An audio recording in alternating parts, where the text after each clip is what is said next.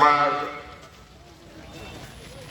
কাশিমুল মৌলভী মাদ্রাসার ৭৫তম বর্ষপূর্তি উপলক্ষে হযরত মাওলানা মুফতার সাহেব রহমতুল্লাহ আলাইহি শিবিরের প্রাক্তন ছাত্র সমারোহ আর দোয়া মাহফিল আজি দুদুলিয়া কার্যসূচী আরম্ভ করা হয়েছে।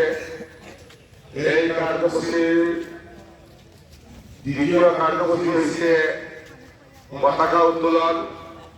আর এই পতাকা উত্তোলন করার কারণে আমার সম্মানীয় ঐক্যবদ্ধতা কমিটির সভাপতি হযরত মাওলানা আব্দুল মজিদ কাসিম সাহেব আরো মাদ্রাসা পরিচালনা সমিতির সম্মানীয় মুহতামিম